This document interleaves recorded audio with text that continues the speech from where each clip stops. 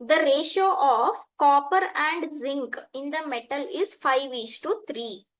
ಒಂದು ಲೋಹದಲ್ಲಿ ತಾಮ್ರ ಮತ್ತು ಸತು ಅವ್ರ ಮಿಶ್ರಣದಲ್ಲಿ 5:3 ಅನುಪಾತದಲ್ಲಿ ಇದೆ. ಆ ಲೋಹದಲ್ಲಿ ತಾಮ್ರ 30.5 ಗ್ರಾಮ್ ಇದ್ರೆ ಸತುವಿನ ತೂಕ ಎಷ್ಟಾಗುತ್ತೆ? ಹೌದಾ? Okay, so 1 by 1 ಬರ್ಕೊಳ್ಳೋಣ. ಇದೇನಿದೆ, ಮಿಕ್ಸ್ಚರ್ ಇದೆ. ಮಿಕ್ಸ್ಚರ್ ಅನ್ಬೋದು ಅಥವಾ ಅಲಾಯ್ ಅನ್ಬೋದು, ಗೊತ್ತಿರ್ಬೋದು ನಿಮ್ಗೆ ಈ ವರ್ಡ್. ಎರಡು ಧಾತುಗಳನ್ನ ಮಿಕ್ಸ್ ಮಾಡಿದಾಗ, ಲೋಹಗಳನ್ನ ಮಿಕ್ಸ್ ಮಾಡಿದಾಗ ಅದನ್ನ ಅಲಾಯ್ ಅಂತ ಕರಿತೀವಿ. ಕರೆಕ್ಟಾ? ಯಾವ್ದು ಯಾವ್ದು ಇದೆ ಇಲ್ಲಿ? ಕಾಪರ್. ಹೌದಾ? ಸೊ ಕಾಪರ್ ಮತ್ತೆ ಜಿಂಕ್ ಇದೆ. ಓಕೆ, ಯಾವ ರೇಷಿಯೋ ಅಲ್ಲಿ ಇದೆ? 5:3 ರೇಷಿಯೋ ಅಲ್ಲಿ ಇದೆ.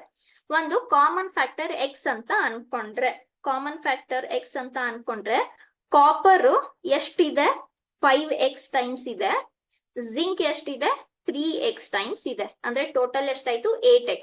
ಅಂದ್ರೆ ಟೋಟಲ್ 8x ಇದ್ರೆ ಅದರಲ್ಲಿ ಕಾಪರ್ದು ಭಾಗ ಎಷ್ಟಿದೆ?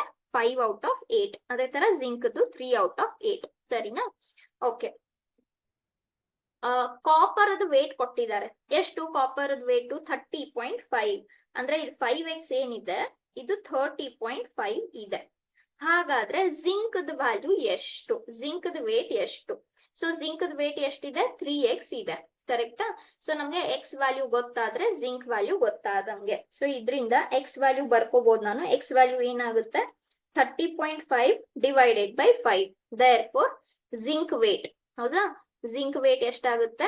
3 into x. x ಎಷ್ಟು ಸಿಕ್ತು ನಮ್ಗೆ? 30.5 ಡಿವೈಡೆಡ್ ಬೈ 5. ಕರೆಕ್ಟ್? ಸೊ ಇದು 3/5 ಆಯ್ತು. ನೀವು 30.5 ಇಂದ ಡೈರೆಕ್ಟ್ ಮಾಡ್ಕೋಬಹುದು, ಇಲ್ಲ ಅಂದ್ರೆ ಕನ್ವರ್ಟ್ ಮಾಡ್ಕೋತೀನಿ ಅಂದ್ರೆ ಇದೆಷ್ಟಾಯ್ತು?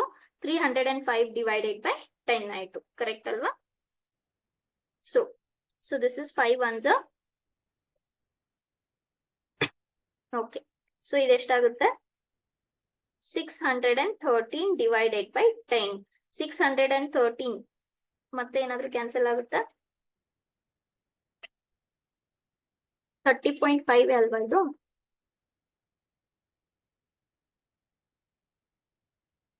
ಸಾರಿ, ಇಂಟು ರೈಟ್. 61 into 3 ಅಂದ್ರೆ ಎಷ್ಟಾಯ್ತು?